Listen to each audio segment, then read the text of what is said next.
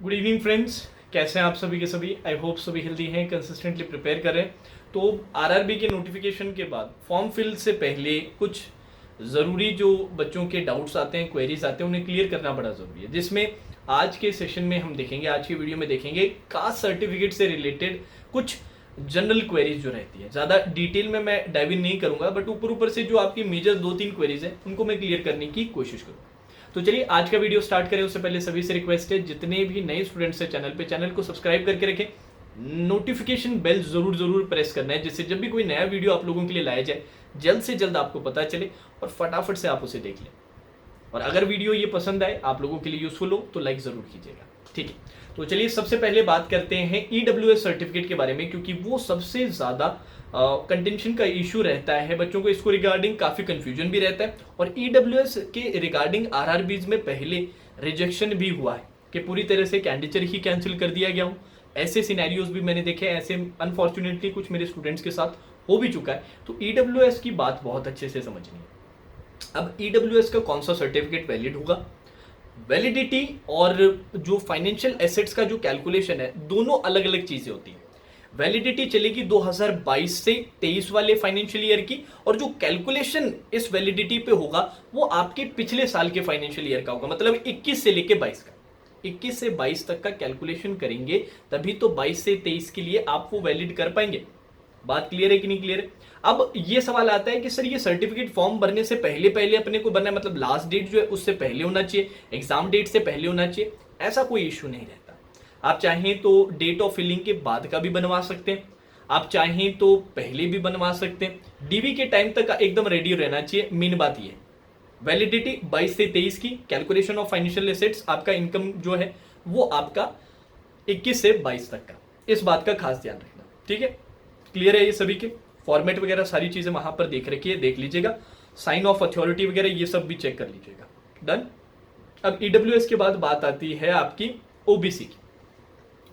OBC का जो certificate है, कोशिश करो कि 1 साल के अंदर अंदर का हो, मतलब ज्यादा पुराना ना हो, 1 साल से प्लस का ना हो। और अगर आप डीवी देने जाते हो और ऐसा हो जाता है कि उनको लगता है कि नहीं यार इसको रिन्यू करने की जरूरत है, ऐसा नहीं कि वहीं पर कैंडिडेट आपका कैंसिल हो जाएगा। आप लोगों से एक फॉर्म भरवाया जाता है और आपको समय दिया जाता है कि भाई जाके नेक्स्ट टाइम जब अपने मिले तब तक आपका जो सर्टिफिकेट है वो अप टू डेट रहना चाहिए। तो कोशिश ये करना है कि अप टू डेट आप सर्टिफिकेट लेके जाओ। ओबीसी के लिए भी सेम बात मैं ये कहूंगा, ऐसा जरूरी नहीं है कि रजिस्ट्रेशन तक ही आपको बनाने की जरूरत है। एग्जाम देने से पहले पहले बनना चाहिए, डीवी से पहले पहले कभी भी बना देना। और अप टू डेट जितना रहेगा ना उतना ज्यादा बेहतर है, उतना आप लोगों के लिए टेंशन बाद में कम होगी। और डीवी के टाइम भी अगर छोटी मोटी डिस्क्रिपेंसी रहती है ना, तो ऐसे नहीं कि सीधा खारिज कर दिया।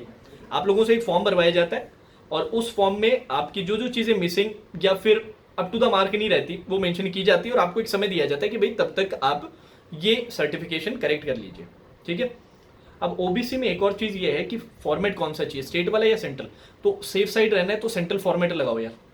ऑलरेडी आपका जो नोटिफिकेशन आ रखा है उसके अंदर फॉर्मेट मेंशन्ड है, उसके अंदर बनवाओगे तो आप लोगों के लिए बेस्ट रहेगा। ठीक है। बाकी सेंट्रल फॉर्मेट में रहेगा तो वो टेंशन भी खत्म हो जाती है कि यार अपने एक स्टेट का दूसरे स्टेट से लगा रहे हैं। जैसे कि लेट्स से कि राजस्थान में मैं ओबीसी हूँ और मैं जाके मध्य प्रदेश में लगाना चाहता हूँ, और किसी कारण से मध्य प्रदेश में मैं शायद ओबीसी में नहीं आ रहा, या फिर कोई भी और इश्यू हो सकता है कि सर मैं वैलिड हूँगा कि नहीं हूँगा, तो आप सेंट्रल का लगा लोगे ना।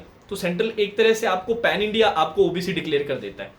ओबीसी मतलब नॉन क्रीमी लेयर के लिए मैं बात कर रहा हूँ, क्रीमी वाला तो फिर वो जनरल जैसे ही हो जाता है, नॉन क्रीमी के लिए बात मैं कर रहा हूँ। तो इस पे आप थोड़ा सा खास ध्यान रखिएगा कि सेंट्रल फॉर्मेट में बनाओगे तो ये सब टेंशन नहीं रहेगी। ठीक है। अब जाने से पहले एक छोटा सा सजेशन मेरी तरफ से है, जितने भी बच्चे जो अब आरआरबी का नोटिफिकेशन या आरआरबी की तैयारी आगे करने वाले हैं, नोटिफिकेशन का पढ़ पढ़ा के आप रजिस्टर करेंगे, अप्लाई करेंगे, चाहे पीओ पोस्ट के लिए करें चाहे क्लर्क पोस्ट के लिए करें, उन सभी से रिक्वेस्ट है, अगर आप कोई भी टेस्ट सीरीज सोच रहे हैं कि यार कौन सी टेस्ट सीरीज खरीदनी चाहिए, तो मेरा हाईली सजेशन गाइडली के मॉक टेस्ट सीरीज पैकेज का हो। लिंक मैंने नीचे डिस्क्रिप्शन में दिया है। साथ ही साथ उनका एक बंडल पीडीएफ कोर्स का भी एक प्रोग्राम है, बहुत ही शानदार है, 2022 का भी 2021 का। इसका इन्होंने एक सुपर प्लान तैयार कर रखा है, जिसके अंदर आपके बंडल पीडीएफ कोर्स भी आ जाते हैं, जिसके अंदर आपका मॉकली जो आपका मॉक टेस्ट सीरीज पैकेज है वो भी आ जाता है, सारी चीजें आ जाती है।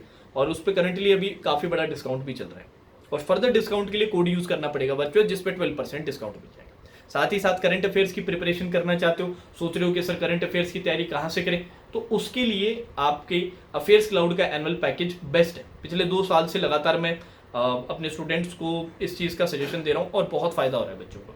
यहाँ पर भी अगर कोड वर्चुअस लगा लोगे तो 10% का डिस्काउंट मिल जाएगा, ये भी आपको नीचे डिस्क्रिप्शन में मिलेगा। जो भी बात की है ना, सब डिस्क्रिप्शन बॉक्स एक बार विजिट कर लेना, वीडियो के नीचे ही रहता है, वहाँ से आपको गाइडली और इसका अफेयर्स क्लाउड का दोनों का लिंक मिल जाएगा। ठीक है, अब इसके अलावा कोई मेजर क्वेरी रहेगी उस पर भी आने वाले समय में मैं वीडियो डालूंगा, थोड़ा सा आप इंतजार कर लेना। फॉर्म भरने से पहले हमेशा मैं कहता हूँ कि कुछ दिन वेट कर लिया करो, इतनी जल्दबाजी नहीं है ना, तो थोड़ा सा वेट कर लेना, जिससे कि जो क्वेरीज है वो सारी मैं ले लूँ, आपकी सारी डाउट्स क्लियर कर दूँ, उसके बाद आराम से आप भर लेना। Now that's all for today session, take care.